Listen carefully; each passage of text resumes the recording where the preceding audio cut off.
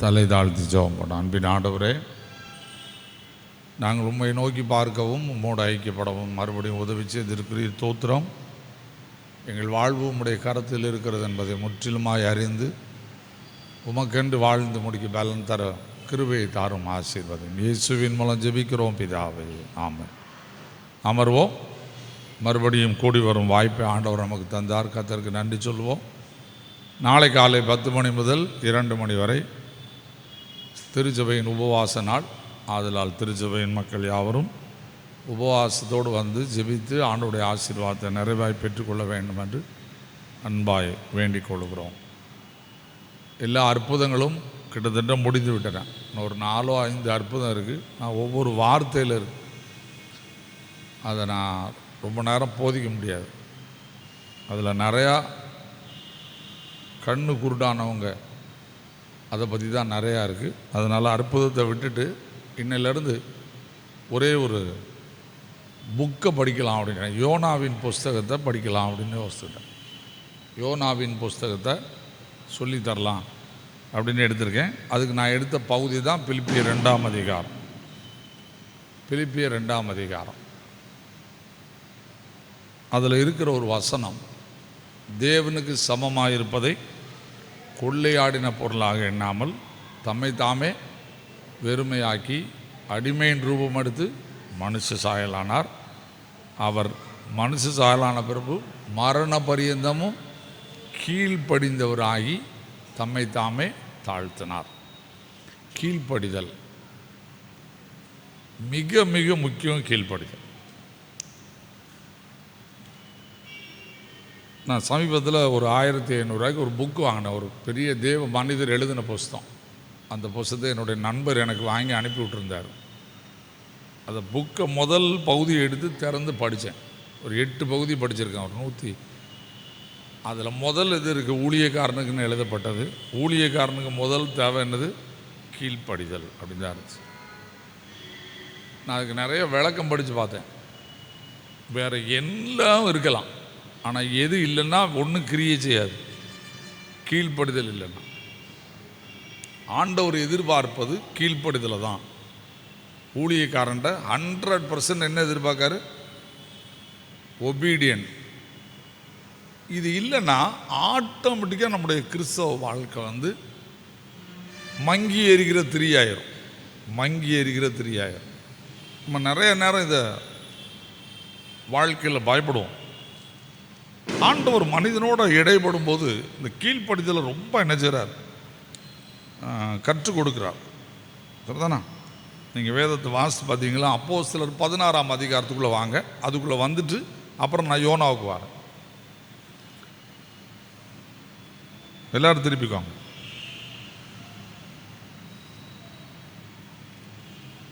பதினாறாம் அதிகாரத்தை எடுத்துட்டீங்களா? 4-5 வசனத்தை வாசிங்க.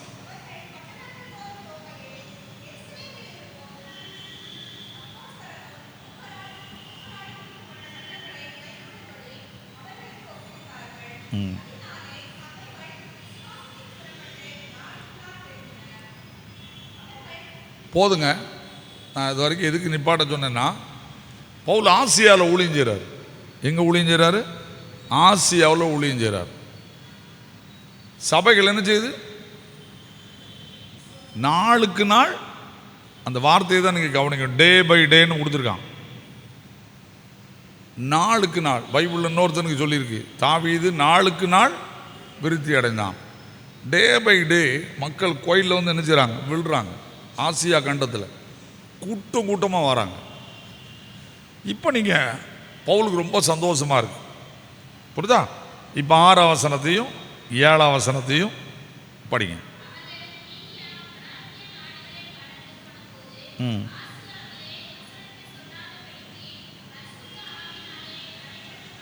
யாரால? சபைகள் பெருகிக்கிட்டு இருக்கு. அப்போ ஆண்டவர் என்ன செய்யணும்? ஆண்டவர் என்ன செய்யணும்? சந்தோஷப்படணும், மகிழ்ச்சி அடையணும், துதிக்கணும். சபைகள் பெருகிறதுடா. ஆசியா கண்டமே என்ன செய்யணும்? கிறிஸ்தவமாக மாறிடுன்னு ஆண்டவர் என்ன செய்யணும்? சந்தோஷப்படணும். ஆனால் ஆண்டவர் என்ன பண்ணுறார் அப்படின்னா, ஆசியா ஊழியத்தை ஸ்டாப் பண்ணுன்றார். யாரை? பவுல. போதும் நிறுத்து அப்படின்றார். இப்போ பவுல் என்ன ஆயிருப்பான்? எனக்கு பவுல்கிட்ட ரொம்ப பிடிச்சது என்ன தெரியுமா? கீழ்ப்படுதல். எந்த அளவுக்கு சிந்திச்சான்னு எனக்கு தெரியாது, புரியுதா? இப்போ நீங்கள் பார்த்தீங்கன்னா அவங்க என்ன சொல்லியிருக்கு அப்படின்னா, மீசியா தேசம் மட்டும் வந்து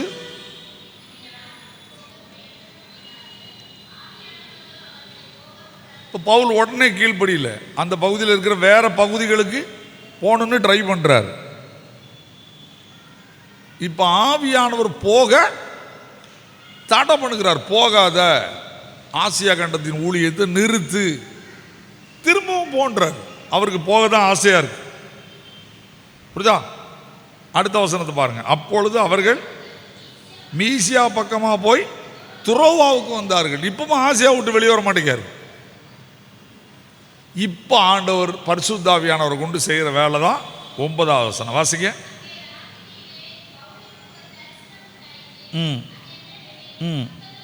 நல்லா புரிஞ்சுக்கோங்க. மக்கதோனியானா ஐரோப்பா கண்டம்.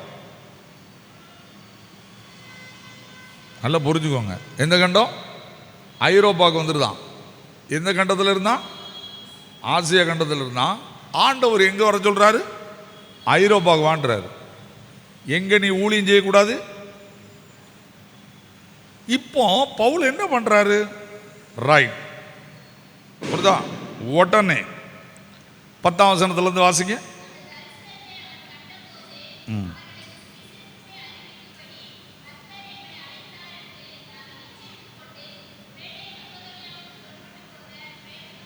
நல்லா புரிஞ்சுக்கோங்க. உடனே கிளம்பிட்டான். எந்த ஊழியத்தை நிறுத்திட்டான்? ஆசியா கண்டத்து ஊழியத்தை அப்படியே நிறுத்திட்டான். இதுக்கு ஏன் அப்படின்னு ஒரு கேள்வி கேட்டு பார்த்தீங்கன்னா, பரிசுத்தாவியானோட போய் என்ன கேட்கக்கூடாது? கேள்வி கேட்கக்கூடாது. யார்கிட்டையும் கேள்வி கேட்கலாம், யார்கிட்ட கேட்கக்கூடாது? பரிசுத்தாவியானோட கேள்வி கேட்கக்கூடாது. ஊழியம் யாருடையது? கர்த்தரோட. இப்போ நிப்பாட்டிட்டார். 100% கீழ்ப்படிதான். எனக்கு ரொம்ப ஆச்சரியம். டே பை டே கூட்டம் கூட்டமாக மக்கள் வந்து விழுற இடத்துல தேவ சத்தத்துக்கு தான் செவி கொடுக்கான். ஏன்னு எனக்கு இன்னை வரைக்கும் தெரியாது. நான் எத்தனையோ புக்ஸ் படித்து பார்க்கேன். இதுக்கு அவ்வளோதான், கீழ்ப்படிஞ்சானா அதோட விட்டுருவாங்க, டவுன் பண்ணிடுவாங்க. அதுக்கு பிறகு எதுக்கு ஏன்லாம் எழுதவே இல்லை. இதை வைத்து தான் பவுல் பிலிப்பு திருச்சபைக்கு எழுதுறான். எது ரொம்ப முக்கியம்? கீழ்ப்படிதல். அதுக்கு இயேசுவை அடையாளம் காட்டுறான். கீழ்ப்படிதலுக்கு யார் அடையாளம் காட்டுறான்?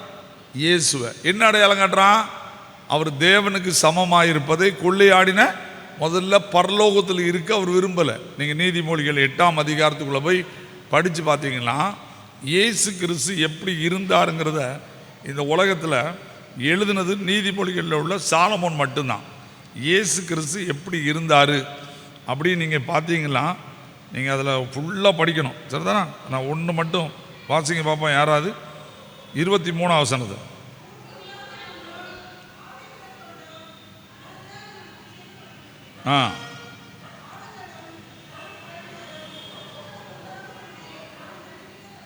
நல்லா புரிஞ்சுக்கோங்க. வாசிங்க பார்ப்போம். 29-30 படிங்க. சமுத்திர ஜலம் தன் கரையை விட்டு மீறாதபடிக்கு அதற்கு எல்லையை கட்டளையிட்டு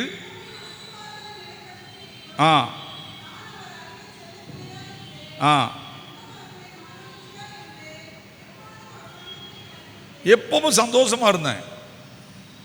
எங்க? பிதாவின் வலது பார்சத்தில் இயேசு கிறிஸ்து உட்கார்ந்துருக்கார். இப்போ ஆண்டவர் அவருக்கு என்ன பதில் சொல்றாரு? கீழே இறங்கி போ, தேவனுக்கு சமமாயிருப்பதை கொள்ளையாடின பொருளாக எண்ணாமல் கீழே இறங்கி போ. Obey the order, obedient the God's word. இன்னைக்கு நம்முடைய வாழ்க்கையில் இந்த கீழ்ப்படிதலை நாம் கற்றுக்கொள்ள அழைக்கப்படுகிறோம். என்ன? கீழ்ப்படுதல் உடனே வருமா? வராது. இயேசு கிறிஸ்து எப்படி இந்த உலகத்தில் கீழ்ப்படுதலை கற்றுக்கொண்டார்? எபிரேயருக்கு எழுதின நிருபம். எல்லாரும் திருப்பிக்கோங்க. எபிரேயருக்கு எழுதின நிருபம். கீழ்ப்படுதல் எப்படி வரும் அப்படிங்கிறத நம்ம புரிந்து கொள்ளணும். அநேகருடைய வாழ்க்கையில் இந்த கீழ்ப்படுதல் உள்ள நுழைய மாட்டேங்குது. ஏன் நுழைய மாட்டேங்குன்னா, கீழ்ப்படியது ஆண்டவர் தான் சொல்கிறாரா அப்படிங்கிற சந்தேகம் இருக்குது, சரிதானா? நம்முடைய வாழ்க்கையில் கீழ்ப்படுதலை கற்றுக்கொள்ளனா என்ன செய்யணும்? வாசிக்க பார்ப்போம். எபிரேயர் 5ஆம் அதிகாரம் 7ஆம் வசனமும் 8ஆம் வசனம்.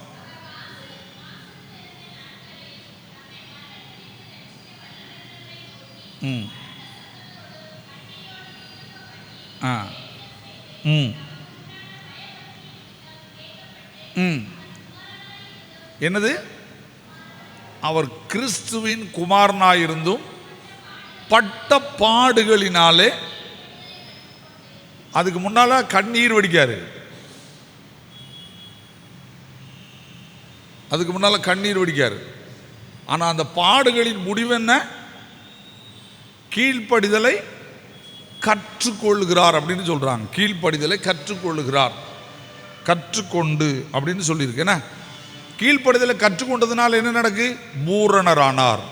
அடுத்த வசனம் அப்படிதான் இருக்கு. தாம் பூரணரான பின்பு பூரணரானார். அப்போ கீழ்ப்படிதல் என்பது மனிதனை பூரணப்படுத்தும். திரும்ப திரும்ப சொல்லிட்டேன், கீழ்ப்படிதல் என்பது மனிதனை பூரணப்படுத்தும். அப்போ கீழ்ப்படிய கற்றுக்கொள்ளணும். கீழ்ப்படுகிறதுக்கு ஆண்டவர் வைத்திருக்கிற திட்டம் என்ன?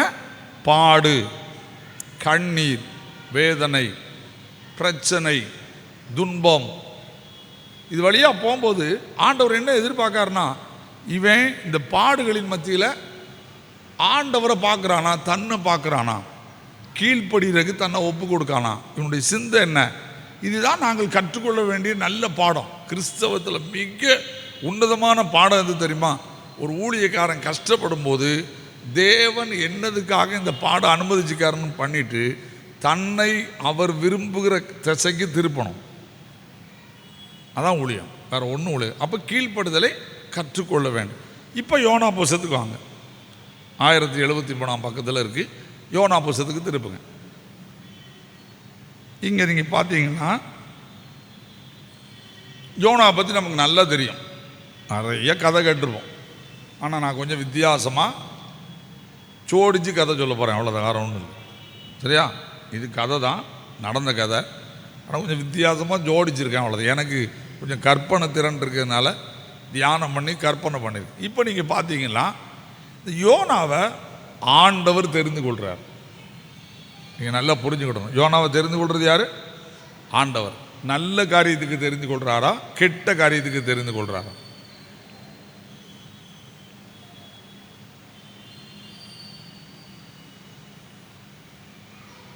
சத்தமே வர மாட்டேங்கி. யோனாவை நல்ல காரியத்துக்கு தெரிஞ்சு கொண்டாரா, கெட்ட காரியத்துக்கு இருந்து கொண்டாரா? நல்ல காரியத்துக்கா? உங்களை பார்த்து 40 நாளில் செத்து போவீங்கன்னா நல்ல காரியமா?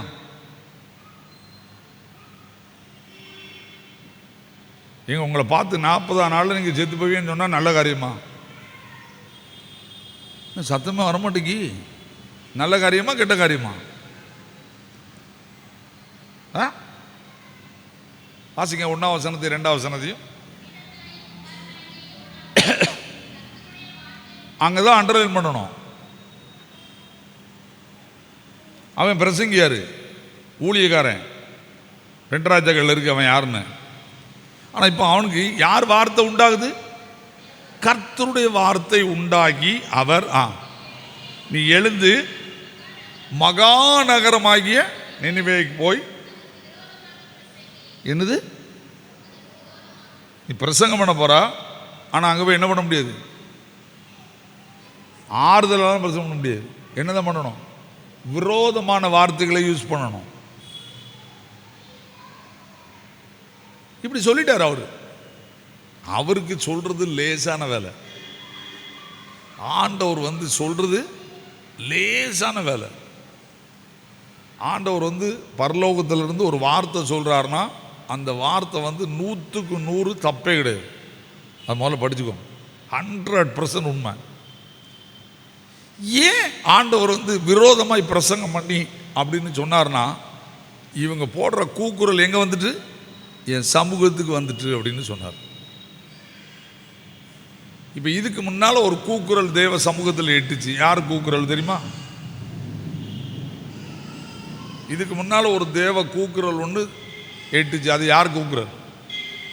இஸ்ரவேல் ஜனங்களுடைய கூக்குரல். எங்க கெட்டுச்சு? பரலோகத்தில் எட்டுச்சு. ஆண்டவர் யாரை அனுப்புனார்? மோசே அனுப்பி விடுவிக்க சித்தமானார். ஆனால் இங்கே விடுவிக்க சொல்லலை, பிரசங்கம் பண்ண சொல்கிறார். அங்கே நீ கூட இருந்து அவங்களோட கஷ்டப்பட்டு பார்வோனுக்கு விரோதமாக எல்லாம் செய்து நீ என்ன செய்யணும், விடுவிச்சுட்டு வரணும்னாரு. ஆனால் இங்கே அப்படி இல்லை. நீ என்ன தான் பண்ணணும், 3 நாள் பிரசங்கம் தான் பண்ணணும். 3 நாள் தான் உனக்கு வேலை. இப்போ நீங்கள் யோசிங்க, இந்த வார்த்தையை ஏன் யோனா கீழ்ப்படியில் அப்படிங்கிறதுக்கு தான் நான் இன்னைக்கு 2 அல்லது 3 விளக்கம் சொல்ல போகிறேன். யோனாவை இப்போ நீங்கள் தேவனுடைய மனுஷனாக பார்க்கலாம், மனுஷனாக பார்க்கலாம். யோனாவை எப்படி பார்க்க, மனிதனாய் பார்த்தாதான் யோனா புஸ்தகம் வழங்கும். பெரிய தீர்க்கதரிசின்னு பார்த்தீங்கன்னா யோனாவுடைய மைனஸ் நிறையா இருக்கும். கடவுள் யார் அப்படின்னா மனிதனை தன்னுடைய விருப்பத்துக்கு நடத்துகிறவர். தன்னுடைய விருப்பத்துக்கு தான் நடத்துவார் தவிர நம்ம விருப்பத்துக்கு அவர் இறங்கி வர்றவரே கிடையாது. நான் சொன்னதை நீ செய் அப்படின்னு சொல்கிறவர். இப்போ அவர் சொல்கிறார், நினிவேக்கு விரோதமாக போய் பிரசங்கம் பண்ணுன்றார். இவனுக்குள்ள சந்தோஷம் வந்திருக்குமா, பயம் வந்திருக்குமா, வெறுப்பு வந்திருக்குமா, எரிச்சல் வந்திருக்குமா? நிறைய கோணம் சொல்லுவேன் நான். இவனுக்குள்ள என்ன வந்திருக்கும் சொல்லுங்க? பயம் வந்திருக்குமா, வெறுப்பு வந்திருக்குமா, எரிச்சல் வந்திருக்குமா? என்ன அவனுக்குள்ள இந்த வார்த்தையை கேட்டவுடனே என்ன வந்திருக்கும்? பயம், வெறுப்பு. போய் பிரசங்கம் பண்ண சொன்னா ஒரு ஆசீர்வாதமாக 2 வார்த்தையை சொன்னால் சந்தோஷமாக இருக்கும். இங்கே என்ன சொல்கிறாரு, 40 நாளில் எல்லா பேரும் அழிஞ்சு போவீங்கன்னு சொல்கிறாரு. இதை போய் நான் தெருவுடைய வீதியில் சொல்லணுமா? இது எனக்கு வேலையா? அப்போ முதலாவது வந்தது என்ன தெரியுமா, மேலேருந்து வர்ற வார்த்தையை யாராலே ஏற்றுக்கிட முடியல, பிரசங்கி யாராலே ஏற்றுக்கிட முடியல. நான் சொல்கிறது உங்களுக்கு புரியுதா? மேலேருந்து வர்ற வார்த்தையை யாராலவே அக்செப்ட் பண்ண முடியல, தேவ மனுஷனாகிய யோனாவாலேயே அக்செப்ட் பண்ண முடியல. இது என்னடா இப்படி போய் பிரசங்கம் பண்ணவா? இது எப்படி நான் கண்டுபிடிச்சேன்? அவன் ஆண்டவரை பற்றி அறிஞ்சு வச்சிருக்கான். முதலாவது அவனுக்குள்ள வந்து எரிச்சல் அல்லது ஏற்றுக்கொள்ள முடியாமல். 2வது என்ன காரணம் வாசிக்கலாம்? 4ஆம் அதிகாரம், 4ஆம் அதிகாரம், யோனா 4ஆம் அதிகாரம் 1-2 வசனத்தை வாசிக்க பார்க்கணும். நல்லா புரிஞ்சுக்கோங்க. இப்போ அங்கே ரெட்சிப்பு வந்துட்டு சாவு வரல. இப்போ இவன் சொல்கிறான் பாருங்க, நான் எதுக்கு நினிவேக்கு போக மாட்டேன், தர்சீசுக்கு போனேன்னு அவன் காரணம் சொல்கிறான் பாருங்க. முதல்ல வெறுப்பு அல்லது பயம்னு சொல்லலாம். 2வது என்னது, கர்த்தர் நோக்கி விண்ணப்பம் பண்ணி நான் தேசத்தில் இருக்கும்போதே என்ன சொன்னா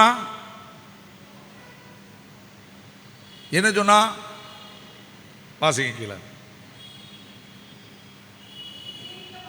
இது நிமித்தமே தர்சீசுக்கு ஓடி போனேன். என்னது, நல்ல பைபிளை படிக்கணும். சொன்னவர் சொன்ன வார்த்தை முதல்ல பிடிக்கல. இப்போ சொன்னவரை பார்க்குறான். சொன்னவரை எப்படி பார்க்குறான்? கடவுளாக பார்க்குறான். ஆனால் அவர் கேரக்டரை பார்க்குறான். இவர் எப்படிப்பட்ட ஆளு? இரக்கமும் மன உருக்கமும் நீடிய சாந்தமும் மிகுந்த கிருபையும் உள்ளவர், தீங்குக்கு மனசாப்படுமாகிய தேவன் என்று அறிவேன். போதுங்க, போதும். இப்போ புரிஞ்சுக்கிட்டான் அவன் எதுக்கு தர்சீசுக்கு போனான்னு. இப்போ தெரியுதா? இவர் சொல்லுவாரு, செய்ய மாட்டாரு. சொல்றது கொல்லுவேன்னு சொல்லுவாரு, ஆனால் அவனை அழுதுட்டா இவர் மனதிறங்கிடுவாரு. நம்ம சொன்னது நடக்காது, நம்ம சொன்னது நடக்காது. சொன்னா சொன்னபடி செய்யணும். யோசிங்க, கடவுளுடைய கேரக்டரை நம்மால புரிஞ்சுக்க முடியல. புரியுதா? யோவான் 17ஆம் அதிகாரம் 3ஆம் வசனத்தை வாசிங்க. யோவான் 17ஆம் அதிகாரம் 3ஆம் வசனம். ஒன்றான மெய் தேவனாகிய உம்மையும், என்னது, ரட்சிப்புனா என்னது? ஒன்றான மெய் தேவனாகிய ஒரே ஆண்டவராக இருக்கிற மெய் தேவனாகிய உம்மையும் நீர் அனுப்பினவராய இயேசு கிறிஸ்தையும் அறிந்து கொள்வது. அவரை அறிந்து கொள்ளணும். அதான் நித்திய ஜீவன். அதான் பவுல் எழுதுனா, கிறிஸ்துவை அறியும் அறிவின் மேன்மைக்காக எல்லாவற்றையும் நஷ்டம் என்று விட்டேன், குப்பையுமாக எண்ணிக்கொண்டிருக்கிறேன்னு சொன்னான். கிறிஸ்துவை அறியணும்னா எல்லாத்தையும் தூக்கி தூர அறியணும். அவர் சொல்ற வார்த்தையை 100% நம்பணும். பைத்தியக்காரன் யார் சொல்லுவா தெரியுமா? குடும்பத்துக்காரன் சொல்லுவான், பெஞ்சாதி சொல்லுவா. யோபு பெஞ்சாதியை பார்த்து யோபு என்ன சொன்னா? பைத்தியக்காரி போல பேசுகிறாயே, கர்த்தரிடத்திலிருந்து நன்மையை பெற்றுனா என்னையா 10 பிள்ளை செத்து போச்சு, ஆடு மாடு எல்லாம் போச்சு, இதுக்கப்புறம் கடவுள் நீ ஐயா சொல்லிக்கிட்டு இருக்க? முடிஞ்சு போச்சியா? அப்போ தேவனிடத்திலிருந்து வரக்கூடிய சில காரியங்களிலே தேவ குணத்தை நாம் அங்கீகரிக்க முடியாது. நம்ம அவரை பற்றி என்ன பார்க்குறோன்னா, அன்புள்ளவர், பாசமுள்ளவர், நேசமுள்ளவர், அவர் யார், மனதுருகுகிறவர் அப்படின்னு பார்க்குறோம். ஆனால் அதிக பைபிளில் அதிக நேரம் எது இருக்குது தெரியுமா? பட்சிக்கிற அக்னின்னு தான் இருக்குது. அதிக நேரம் எழுதப்பட்டது என்னது? பட்சிக்கிற அக்னியாக இருக்கிறாருன்னு தான் இருக்குது. அப்போ நம்முடைய முதல் வாழ்க்கை என்ன? நமக்கு வரக்கூடிய தேவ வார்த்தை நமக்கு சாதகமாக இல்லைன்னா ஏற்றுக்கிடவே முடியாது. ரெண்டாவது, நாம் ஏன் கீழ்ப்படியாமல் போகிறோம்? சொல்கிறவரை பார்க்குறோம். சொல்கிறவர் யார்? சொல்லுவார், செய்ய மாட்டார். இந்த பொட்டை பிள்ளைகளை கொண்டு, பெண் பிள்ளைகள் இருக்கலாம், நம்முடைய பிள்ளைகள் இருக்கலாம், பெண் பிள்ளைகள், இந்த பெண் பிள்ளைகளை கொண்டு வீட்டில் ஐயா மார்கிட்ட அடிக்க கொடுத்தா அடிப்பாங்களா? நீங்கள் தான் சொல்லணும். இதுக்கு இந்த உதாரணம் தான் சூப்பர் உதாரணம். ஒரு பெண் பிள்ளை இருக்குது, ரொம்ப சாட்டம் பண்ணிக்கிட்டு இருக்கு, அப்பாட்ட செல்லமாக இருக்குது, இழுத்து கொண்டு மகா பண்ணுற அட்டூழியத்தை பாருங்கன்னு சொன்னால் அவர் அடிப்பாரா? கொஞ்ச நேரம் கழிச்சு சொல்லுவார், இப்படி என்ன பண்ணாத, சேட்டை பண்ணாத, போம்பார். இப்போ யார் கோவம் வரும்? அம்மாவுக்கு என்ன கோவம் வரும்? நீங்கள் கொடுக்குற இலக்காரம் அப்படிமா. ஏன்? அவருடைய குணம் அதான். நமக்கு 2 சாடி நம்ம முன்னால் அடிச்சுட்டா சொல்லுங்க, அதுக்கப்புறம் அந்த பிள்ளை சரி அப்பா தானே அடிச்சாருன்னு சொல்லி கொடுக்கறது யார் தான்? நம்ம தான். ஆனால் அவர் என்ன யோசிக்காரு? சரி ரைட் போ. இப்போ படித்து கொள்ள வேண்டியது என்ன? கடவுளுடைய குணநலங்கள் என்ன, ஆண்டவருடைய கேரக்டரை படிக்கணும். அதான் நித்திய ஜீவன். அவர் எப்போ என்ன கேரக்டரில் இருப்பார்னே தெரியாது. நீங்கள் பழகின விதங்களுக்கு தக்க நான் ஆண்டவரோட நெருங்கி பழக விரும்ப நான் ஆண்டவர்கிட்ட கற்றுக்கொண்டதுன்னா அவர் என்ன விரும்புகிறாருன்னு பாரு. இதை நான் எப்போ படித்தேன் அப்படின்னு நீங்கள் யோசிக்கலாம். நான் இதை எப்போ ரொம்ப இதை படித்து அழுதேன் அப்படின்னா, எப்போ புஸ்தகம் ஒரு நாள் எனக்கு வந்துச்சு. அந்த புஸ்தகத்தில் அவர் எழுதியிருந்தார், ஊழியன்னா என்னன்னு எழுதியிருந்தார். என்ன அவர் எழுதியிருந்த வார்த்தையை பார்த்தீங்கன்னா ரொம்ப கொடூரமான வார்த்தை.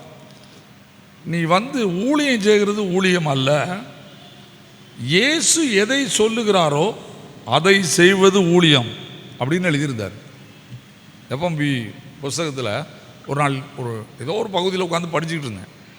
அப்போ அவர் எழுதியிருந்தார், நீ செய்கிற ஊழியம்லாம் ஊழியம் இல்லை, இயேசு உனக்கு எதை சொல்லிட்டு போனாரோ அதை செய்து முடித்தா அதுக்கு பேர் ஊழியன்னு எழுதுன்றார். எவ்வளோ கடினமான வார்த்தைன்னு பார்த்துக்கோங்க. அப்போ யோனா ஏன் ஆண்டவருடைய வார்த்தையை கீழ்ப்படிய முடியலன்னா, யோனாவுடைய வார்த்தை ஏற்றுக்கிட முடியல.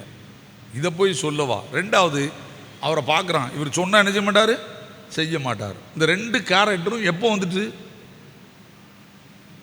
தேவ வார்த்தை உள்ளே வரும்போதே வந்துட்டு முடிவு பண்ணிட்டான், போகவே கூடாது, முடியாது. இப்போ நம்மளை யோசித்து பார்ப்போம், 100% ஆண்டவருக்கு கீழ்ப்படிடுமா? உலகத்திலே கடினமானது என்னது தெரியுமா? 100% ஆண்டவர் கீழ்ப்படிடும். சொல்லிட்டேன், உலகத்திலே கடினமான. படிச்சுக்கோங்க, ரொம்ப கஷ்டம். எப்படி தான் தாண்டி போகிறோமோ தெரியல. அவர் எப்போ என்ன சொல்லுவார் தெரியல. அவர் வார்த்தையை கேட்காதவங்களுக்கு பிரச்சனை இல்லை, கேட்டு பழகினவங்க நடுங்க தான் செய்யணும். எப்போ என்ன வார்த்தை வருதுன்னே தெரியாது. யோசித்து பாருங்க, நம்மளை நோக்கி வரக்கூடிய வார்த்தையை ஆண்டவர் சொல்றாருன்னு 100% கீழ்ப்படுகிறதுக்கு நம்மளால் முடியுமா? அது செய்யலைன்னா ஊழியத்துக்கு ஒரே ஒரு மார்க் கொடுக்கலாம், 0. அவ்வளோதான். அதை நல்லா படிச்சுக்கோங்க, 0. என்ன, ஒன்றுமே பேச முடியாது. அப்போ இதில் முதல்ல கற்றுக்கொள்ள வேண்டியது என்ன? ஆண்டவர் எனக்கு சொல்கிறத கீழ்ப்படுகிறதுக்கான இருதயத்தை எனக்கு தாரும். இதுதான் முதல்ல ஆண்டவர்கிட்ட கேட்கணும். கீழ்ப்படிதற்கான இருதயத்தை ஆண்டவர்கிட்ட கேட்கணும். இன்னைக்கு நிறைய பேர் கிறிஸ்தவ வாழ்க்கையில் இந்த கீழ்ப்படிதலை தூக்கி எரிஞ்சிட்டாங்க. நான் திரும்ப திரும்ப சொல்லிட்டேன், உட்கார்ந்து ஆண்டவருக்கு கீழ்ப்படியணும். ஆண்டவருடைய வார்த்தைக்கு 100% கீழ்ப்படியணும் அப்படின்னு நீங்கள் திரும்ப திரும்ப கண்ணீர் வடிங்க. எனக்கு கிறிஸ்டியானர்னு ஒரு சபை இருக்குது உடங்குடியில். அங்குள்ள வாலிப பிள்ளைகள் பரிசுத்தாவியின் நிறைவை பெறணும் அப்படின்னு சொல்லி ஒரு மீட்டிங் நடத்துனாங்க. அன்றைக்கி மெசேஜுக்கு என்ன போட்டாங்க, நான் காலையில் எழுப்பி உட்காந்து ரொம்ப அழுது ஜெபம் பண்ணிகிட்டு இருக்கும்போது ஆண்டவர் எனக்கு கற்றுக் கொடுத்தது, அவங்க எல்லாமே இந்த பெரிய பெரிய ஆவிக்குரிய சபையை பார்த்து அக்கினி வல்லமை அப்படி கோயம்புத்தூர்லேருந்து ஒரு பிரசங்கர் அவங்களுக்கு கன்வென்ஷன் பிரசங்கம் பண்ணும்போது இறங்கிட்டு வல்லமைன்னு சொல்லி குதித்து ஆடின அந்த சபை, அந்த குருவானவருக்கு சந்தேகம் வந்துச்சு, பரிசுத்தாவியானவரான். உடனே என்ன சூஸ் பண்ணி வாலிப பிள்ளைகளை மட்டும் ஒரு பிள்ளைகளை உட்கார வச்சு எனக்கு அவர் போதிக்க சொன்னார். நான் உட்கார்ந்து அழுத, ஆண்டவரே நான் என்ன போதிக்கணும்? எனக்கு ஆண்டவர் என்னை கற்றுக் கொடுத்த வசனத்தை பார்த்தீங்களா, அப்போஸ்தலர் நடபடிகளின் புஸ்தகம் 5ஆம் அதிகாரம்.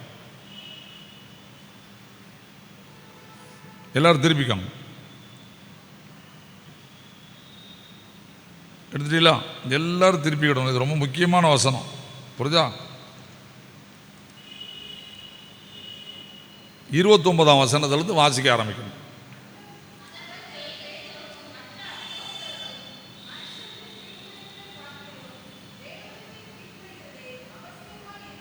அங்கே அவனை பிரசங்கம் பண்ணக்கூடாதுன்னு சொல்லிட்டாங்க.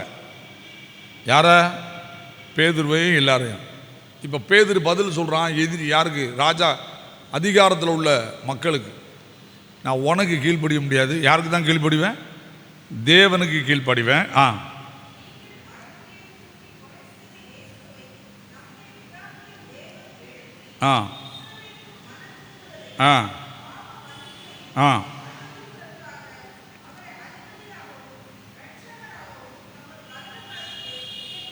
நல்லா புரிஞ்சுக்கோங்க, இயேசு கிறிஸ்து வலது கரத்தினால் பிதாவினால் உயர்த்தப்பட்டிருக்கிறார்.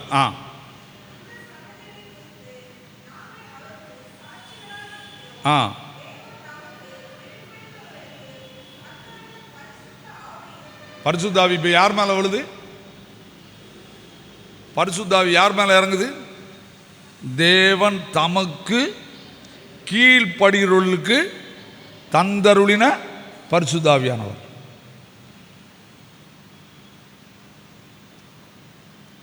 இப்ப யோனாட்ட வாங்க. யோனாவால் என்ன செய்ய முடியல, பயம் போல. இப்ப ஆண்டவர் அவனை எங்கொண்டு வச்சுட்டாரு? மீனின் வயிற்றுக்குள்ள வச்சுட்டார். மீனின் வயிற்றுக்குள்ள வச்சதை பின்னால பார்ப்போம். ஏன்னா இப்போ நான் அவன்கிட்ட என்ன சொல்லி தர போறேன் அப்படின்னா, இப்போ அவன் ரொம்ப கஷ்டப்பட்டான், கேவலப்பட்டான், அதெல்லாம் விட்டுட்டு அதெல்லாம் ஒவ்வொரு ஸ்டெப்பாக பார்ப்போம். இப்போ நான் அவனுக்கு சொல்லித்தரதுன்றது எப்படி போய் பிரசங்கம் பண்ணான், மறுபடி எப்படி அவனால் போய் பிரசங்கம் பண்ண முடிஞ்சிச்சு அப்படிங்கிறது தான் இன்னைக்கு நான் சொல்ல போகிற காரியம். சரிதானா? இப்போ என்ன சொல்கிறான் அப்படின்னு நீங்கள் பார்த்தீங்கன்னா, அவன் வேற ஒன்றுமே சொல்லலை. வாசிங்க பார்ப்போம். 2ஆம் அதிகாரம் 1ஆம் வசனத்தில் வாசிங்க.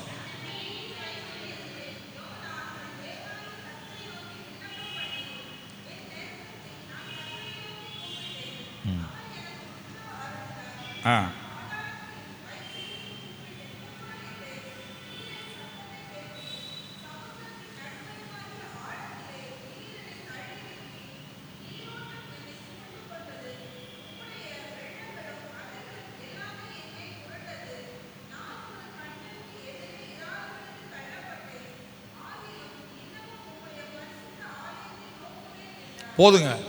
இப்போ மீனின் வயிற்றுலேருந்து என்ன பண்ணுறான்? 3வது நாள் ஜெபம் பண்ணுறான். என்ன ஜெபம் பண்ணுறான்? நான் மரியாதை எங்கே போயிடுறேன்? நினிவேக்கு போயிடுறேன். 3 நாள் சாப்பிடலை. 3 நாள் சாப்பிடலை. ஆக்சிஜன் எவ்வளோ கிடச்சிருக்கும்?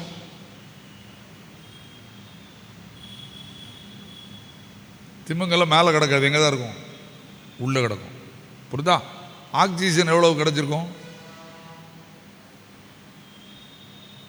ஆனால் உணர்வு இருக்கு. உணர்வு எப்படி வருதுன்னா, ஆண்டவரே நான் செய்தது தவறு,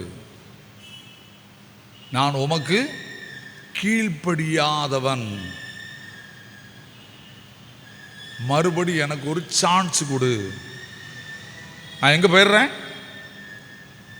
நினிவேக்கு போயிடுறேன். அப்போ 2வது தேவன் அவனை மறுபடி பலன் கொடுத்து நினிவே பட்டணத்தில் போய் ஒரு நாள் சத்தம் போட்டு 40 நாள் நீ என்ன செய், அழிஞ்சு போவின்னு பிரசங்கம் பண்ணதுக்கு காரணம் என்னன்னா, ஆண்டவருக்கு கீழ்ப்படிஞ்சான். கர்த்தருடைய ஆவி அவன் மேலே இறங்குச்சு. தைரியமாக போய் பிரசங்கம் பண்ணான். அப்போ எது முக்கியம்?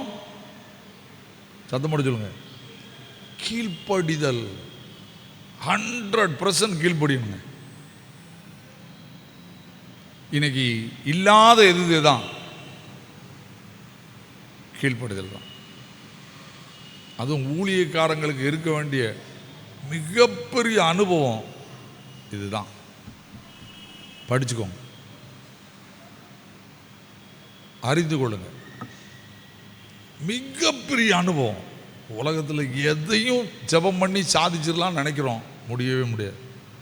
100% தேவ சமூகத்தில் போய் உட்காந்து நான் என்ன செய்யணும், நான் என்ன செய்ய சித்தமாக இருக்கிறீர், இப்படி ஜெபம் பண்ண பழகுங்க. உங்கள் வீட்டில், உங்கள் சபையில், உங்கள் லைஃப்பில் வானத்திலேருந்து சத்தம் வந்துட்டா அதுக்கு 100% கீழ்ப்படிங்க. 3 நாள் கழித்து மீனின் வயிற்றிலிருந்து ஒருத்தன் வெளியே வரான். உலக சரித்திரத்திலே ஒரே ஒரு ஆள் தான். யாரு? யோனா. எல்லாம் முடிஞ்சு போச்சு, உணர்வு மட்டும்தான் இருந்துச்சு. எல்லாம் முடிஞ்சு போச்சு, உணர்வு மட்டும்தான் இருந்துச்சு. அந்த உணர்வு கீழ்ப்படிதலுக்கு வழி நடந்துச்சு. கீழ்ப்படிதல் அவனை எங்கே கொண்டு போயிட்டு? தேவ திட்டத்தை நிறைவேற்ற மறுபடியும் கொண்டு போயிட்டு. உங்களுக்கு திரும்ப திரும்ப சொல்கிறேன், ஆண்டவரே எங்கள் வாழ்க்கையில் எதை தாரும்? கீழ்ப்படிதலை தாரும். கொஞ்ச காலம் வாழ போகிறோம், சீக்கிரம் வருகை வரப்போகுது. என்ன, இந்த ஒரு ஆள் வருகையை பற்றி அழகாக பேசிட்டே வருவார். அவர் இப்போ டெய்லி ஒரு மெசேஜ் கொடுக்கார் நம்ம டிவியில். ட்ரம் ஐயா ஏன் திரும்பி வந்தார் அப்படின்னு போன வாரம் பேசுகிறார். 14ஆம் தேதி பேசுகிறார் நினைக்கிறேன். ட்ரம் ஐயா ஏன் வந்தார் அப்படின்னு. அதுக்கு ஒரு மேப் உடனே கொடுத்துட்டாங்க. அந்த மசூதி இருக்கிற இடத்த எடுத்து யாருக்கு கொடுக்க போகிறாங்க? யூதர்கள் கொடுக்க போகிறாங்க. எருசலேம் ஆலயத்தை கட்டணும்னா முதல்ல இடத்த எடுக்கணும். அந்த இடம் எடுக்கிற பொறுப்பை இப்போ யார் தான் எடுத்திருக்கா? ட்ரம்மா எடுத்திருக்காரு. எடுத்து முடிஞ்ச உடனே முடிவு வந்துடாது, ஆனால் அவர் பணி முடியலான்றார். எனக்கு ஆச்சரியமாக இருந்துச்சு. நான் பார்க்கேன், ஆமாம், அவர் அதுக்குரிய எல்லா வேலையும் பார்த்துருக்காரு. அப்போ ஆண்டவர் வேதத்தை நிறைவேற்றுறதுக்கு தான் துடிக்காரே தவிர நம்ம காரியத்தெல்லாம் அவர் ரொம்ப வேதத்தை நிறைவேற்று, நான் பைபிளில் சொன்னதை அப்படியே நிறைவேற்று, 100% நிறைவேற்று. என்ன, எனக்கு ரொம்ப, நான் இது ஏற்கனவே உங்களுக்கு பிரசங்கம் பண்ணியிருக்கேன். ஒரே ஒரு மனுஷனை மட்டும் இன்னைக்கு உங்களுக்காக சொல்லி முடிச்சிடுறேன். எசேக்கியேல் தீர்க்கதரிசன புஸ்தகம் 24ஆம் அதிகாரம். 24ஆம் அதிகாரம். இந்த அளவுக்கு நம்ம கீழ்ப்படிறோமா? நான் என்ன இப்படி தான் யோசிச்சுக்கிட்டு இருக்கேன் இந்த நாட்களில். என்னை இப்போ இந்த அளவு நான் இதை தான் யோசிச்சுட்டு இருக்கேன். என்னுடைய அனுபவம் என்ன? 24ஆம் அதிகாரம் 15ஆம் வசனத்திலிருந்து வாசி. மனுபுத்திரனே, நல்லா புரிஞ்சுக்கோங்க, எசேக்கியேல் அவ்வளவு கடினமாக பாபிலோனில் ஊழியம் செய்துக்கிட்டு இருக்கான். இப்போ ஆண்டவர் சொல்கிறார், எசேக்கியேலும் பெஞ்சாதியும் சண்டை போட்டாங்க அல்லது ஊழியத்து போகாமல் தடுத்தா பிரச்சனை பண்ணா, அப்படி எதுவுமே இல்லை. ஒரு வார்த்தை கூட எசேக்கியேல் மனைவி குறித்து என்ன இல்லை, தப்பா இல்லை. ஒரே ஒரு வார்த்தை மட்டும் இருக்கு, உன் கண்களுக்கு விருப்பமானவளை ஒரே அடியிலே உன்னை விட்டு எடுத்துக்கொள்ளுவேன்.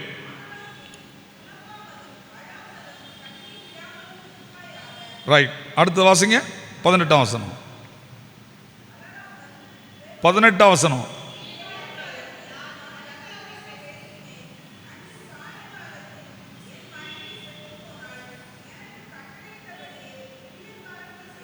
என்ன எப்போ செய்தானா? எனக்கு என்ன கட்டளை இட்டாரோ, அழலை, புலம்பலை, சத்தம் போடலை,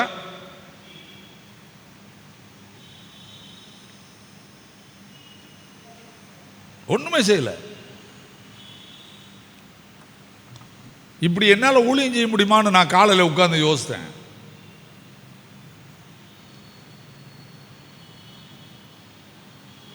அதுக்கப்புறம் தான் எனக்கு கீழ்ப்படிதல்னு இன்னைக்கு கற்றுக் கொடுத்தாரு. உருட்டி பார்த்தேன், ஒன்றும் இல்லை, கீழ்ப்படிதலை பற்றி பேசு, யோனாவேடு அப்படின்னாரு. அப்போ நம்முடைய வாழ்க்கையில் எது முக்கியம்? கிறிஸ்துவுக்கு கீழ்ப்படிதல்.